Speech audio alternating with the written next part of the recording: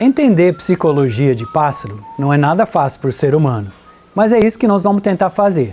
Sou Mari Conraft e esse é mais um episódio de Cantos da Amazônia.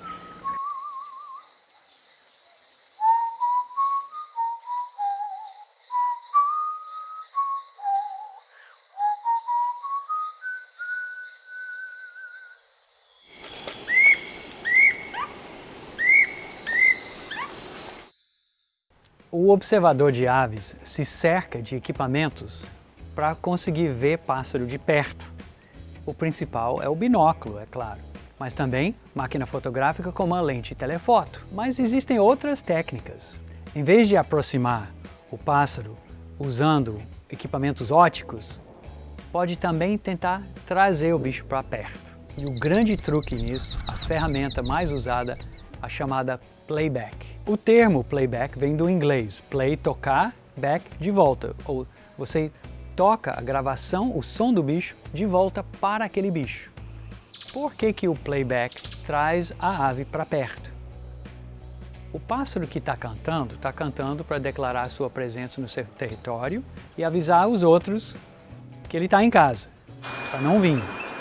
Quando você toca a gravação do pássaro, então ele interpreta isso como um outro invadindo o território dele e ele aproxima para tentar expulsar. E a gente aproveita para ver o bicho pertinho. Quando a gente conhece bem o comportamento da espécie, às vezes a gente pode até escolher o puleiro perfeito, irresistível e realmente conduzir a ave até aquela situação que a gente quer fotografar ou observar. De tão poderoso que é a ferramenta playback. Mas nem sempre funciona.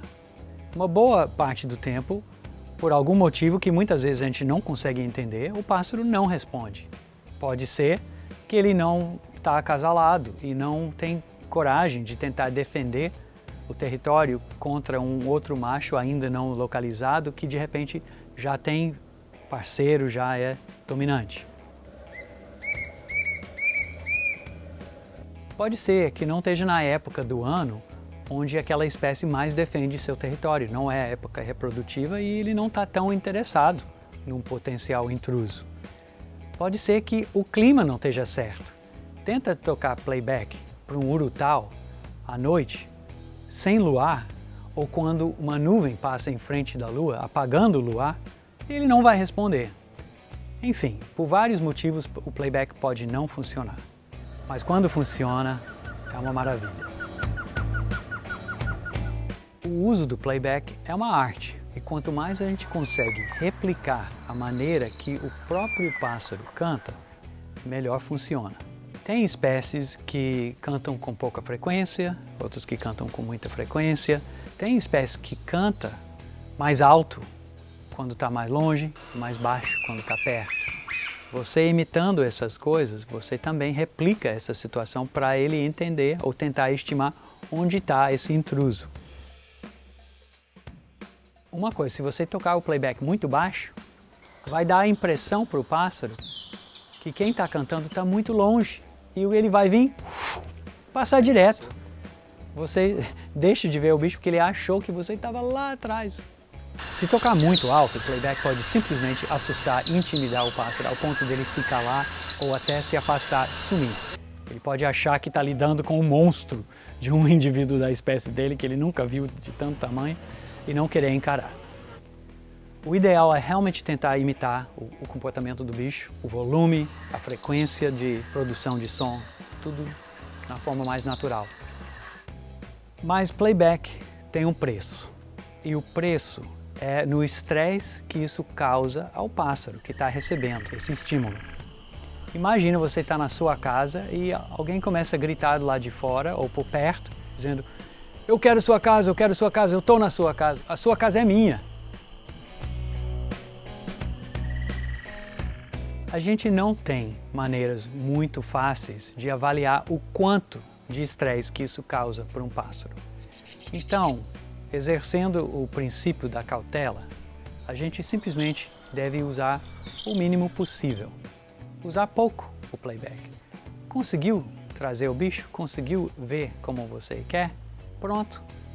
O tanto que você usa playback deve variar conforme suas expectativas e o comportamento da espécie. Tem espécie que canta só uma vez a cada minuto, digamos. Se você começa a tocar o playback de 5 em 5 segundos, no mínimo você não está replicando muito bem o comportamento natural do bicho e talvez nem funcione. Eu até prefiro fazer playback chamando caseiro, né, usando o assobio, justamente por ser menos perfeito. Ó, chegou mais perto. Por ser menos perfeito, por talvez atrapalhar o bicho menos, sabe? Aquela coisa é uma pessoa chamando um bicho e não uma perfeita imitação digital do bicho. O interessante é que a gravação que mais bem funciona é quem? É dele mesmo. Então, o playback que funciona melhor de todos, gravar o bicho que você quer ver e toca para ele mesmo. Muito melhor do que aquele playback já gravado que você puxa do seu celular. E existem outros sons de outras espécies que podem funcionar.